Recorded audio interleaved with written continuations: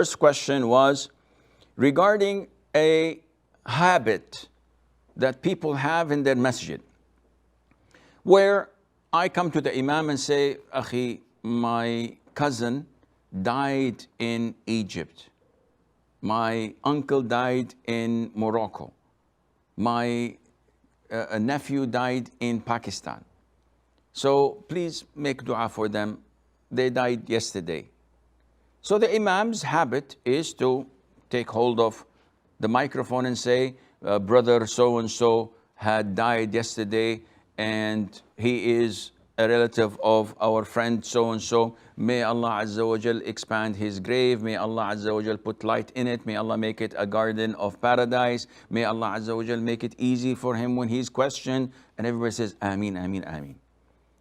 So is this a problem?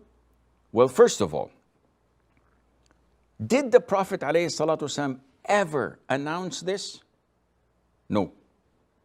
When he used to go with his companions to burial, he would not even do congregational dua. What would he do? After burying him, he would say to them, seek forgiveness for your brother and ask Allah Azza wa Jal for him to be steadfast, because now he's being questioned. End of story. The Prophet did not make dua, and the companion said, Ameen.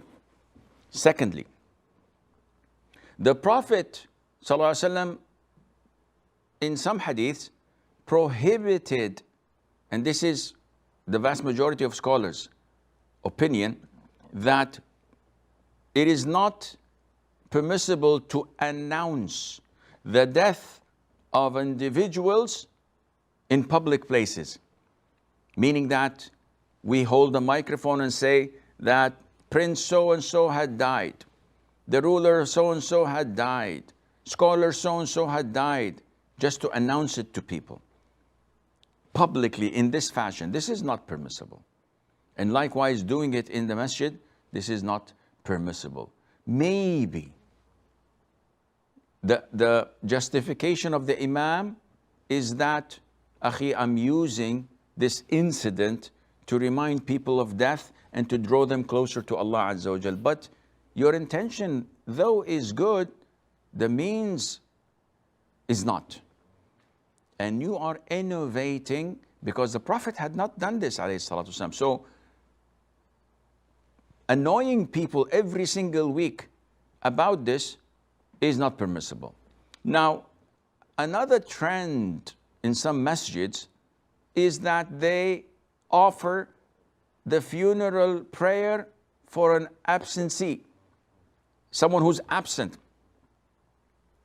So they say, my uncle died in London and I can't go to witness the funeral. He was buried last week.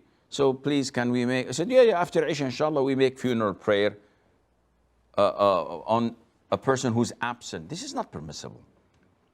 Why, Sheikh, it is not permissible? Well, don't you know, Sheikh, that the Prophet ﷺ performed the funeral a prayer on the Najashi, the Abyssinian ruler, and he wasn't there? Yes, this was true. It was a single incident. And the scholars said that the Prophet ﷺ offered the funeral prayer because An-Najashi did not have any Muslim around him. So when he died, though he is a Muslim, he was buried by non-Muslims. There were no other Muslim around him. So nobody offered the salat to begin with. And hence, scholars say that whenever a deceased corpse has been prayed upon by Muslims, we cannot pray in other countries for that deceased.